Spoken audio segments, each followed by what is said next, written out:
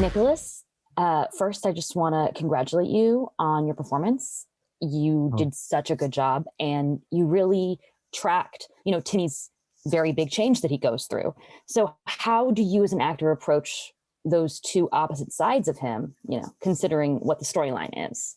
yeah. Thank you so much, first and foremost. I think it is such an incredible gift as an actor when you're presented with a notion of essentially playing two characters in one, which is kind of how I approached Timmy in this version of the craft.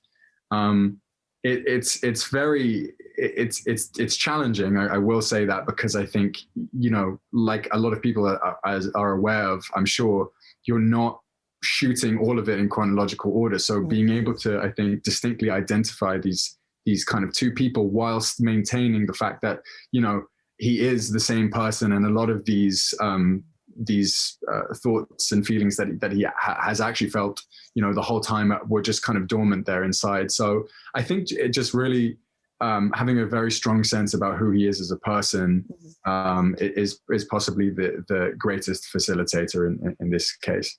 Oh, that's wonderful. And speaking of who he is as a person, this film tackles so many issues between like intersectional feminism, toxic masculinity, sexuality being fluid.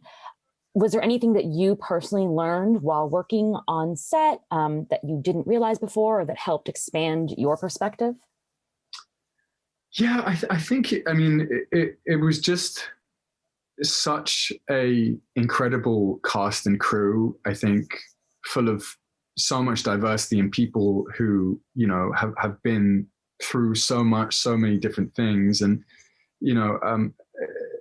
I think just really being able to spend time with them and spend, I think, further kind of understand the female experience, the trans experience in Zoe's case, the Black experience in Lovey's case. I think just simply just being a part of it. It was such a loving and inclusive crew and cast, and I think every day was really just a blessing to be able to kind of share our stories with each other, because that's kind of what filmmaking and it is at its core, So it's hard to kind of specifically say one thing, but yeah, I think the whole experience was a joy. Now, did you have any experience with the original Craft film, or what had you taken away from it before you came into this one?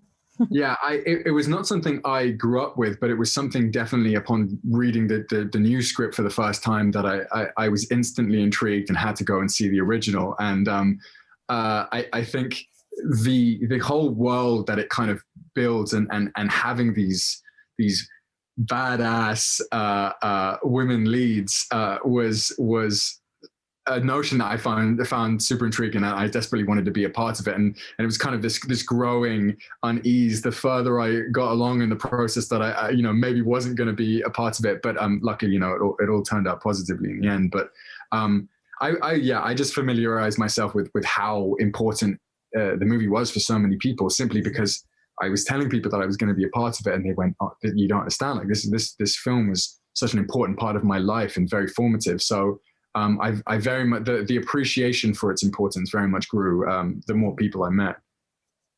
I love that in the film there's these like two defining worldviews. There's like your difference is your power, and power is order. So do you have any particular, like, what is power to you?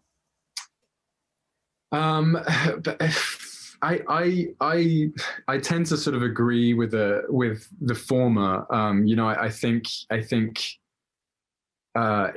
we are all so unique in our own way, and I think we are all just these tiny little cogs in this incredibly massive, wonderful universe. And I think to me, power really is being able to have some kind of resonance, I think, and to be able to sort of impact other people's lives in a positive way. And I think it's kind of one of the things that really drives me as an actor, is to kind of be able to provide some kind of positive resonance with people. Every project, I hope someone takes something positive from it, and I think in turn that feels empowering to me. I love that response. Thank you so much.